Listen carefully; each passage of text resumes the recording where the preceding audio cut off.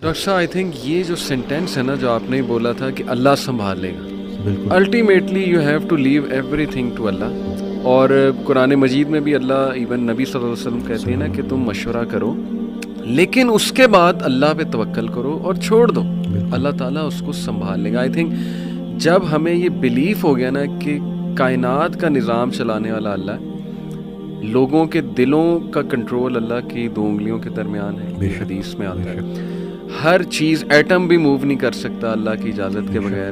اللہ الوکیل ہے جس کا مطلب ہے ڈسپوزر آف افیئرز، تمام افیئرز اللہ نے ڈسپوز آف کرنے ہیں. جو آپ کی زندگی میں ہو رہا ہے یہ آپ توکل رکھیں، یقین رکھیں کہ وہ اللہ کی اجازت سے ہو رہا ہے، اس کا ایک مقصد ہے. بس آپ نے یہ تلاش کرنا ہے بجائے کہ اس غم کو اپنے سر پہ چڑھانے کے.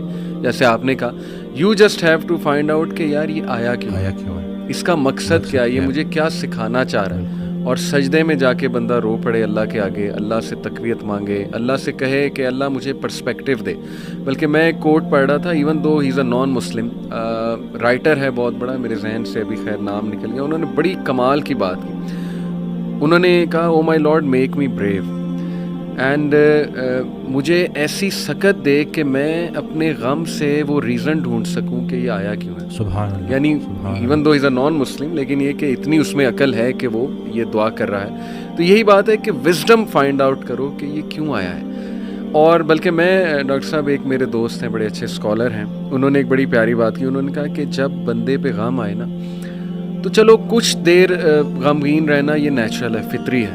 رسول اللہ صلی اللہ علیہ وسلم پہ بڑے غم آئے، حضرت خدیجہ کی جو ڈیتھ تھی وہ اس سے بڑا غم نہیں تھا. The most smiling face did not smile for months, تو اٹس نیچرل اوکے.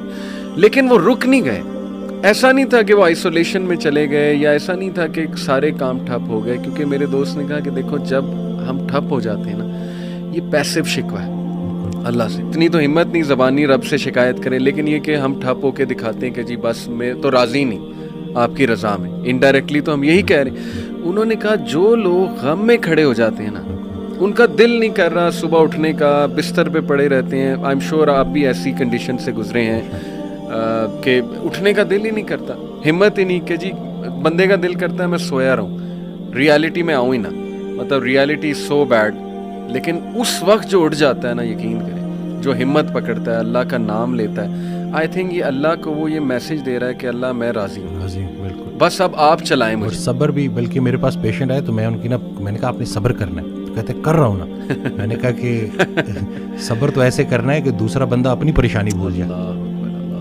صبر ایسے آپ نے ڈیفائن کرنا ہے کہ دوسرا آپ کے پاس آئے اور آپ، کیونکہ یہی صبر ہے. بالکل ایسے. اب آپ کو میں دیکھ رہا ہوں آپ نے اپنے آپ کو چور چور کر دیا. اور باقی ایک اور بات کہ اپنے آنسوؤں کو لوگوں کے سامنے رائے گاہ مت کرنا، کیونکہ ان آنسوؤں کی خریدار رحمت پروردگار ہے، تو ان کے سامنے بہاؤ اور پھر دیکھو کہ کیا ہوتا ہے. اور باقی ایک کویسچن بہت سارے لوگ نا مجھ سے کرتے ہیں انگزائٹی سے ریلیٹڈ کہ ہمیں لگتا ہے کہ ہمارے بعد ہمارے بیوی بچوں کا کیا ہوگا.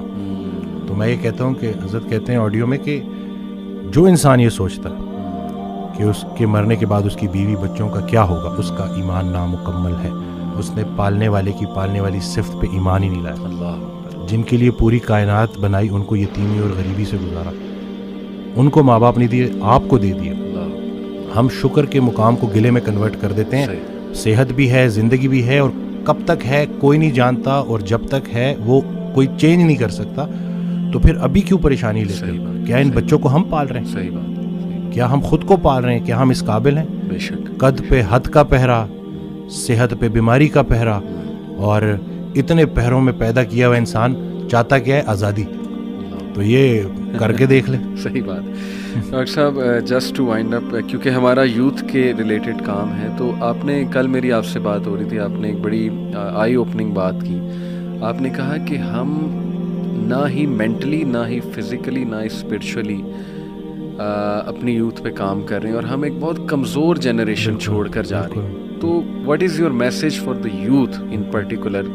کیونکہ مینٹلی بھی، ایموشنلی بھی، فزیکلی بھی آپ کی بات ٹھیک ہے، ہم ایک کوئی طاقتور جنریشن نہیں چھوڑ کے جا رہے ہیں. دیکھیں اصل میں بہت چیلنجنگ ہے، لیکن ان بچوں کو یہ سمجھنا ہوگا کہ ابھی چونکہ عمر ایسی ہوتی ہے. اس دن بھی ایک کوئی ہارٹ بریک ہو گیا تھا تو پراپر نہ صحیح ڈپریشن میں، تو میں نے اس کو کہا کہ ہر اس انسان کا شکریہ جس نے میری آنکھوں کو آنسو دیے, یہ آنسو مجھے اللہ کے پاس لے گئے. اللہ اس انسان کا سب سے بڑا تحفہ یہ جدائی ہے جو تجھے اللہ کے پاس لے کے جائے گی.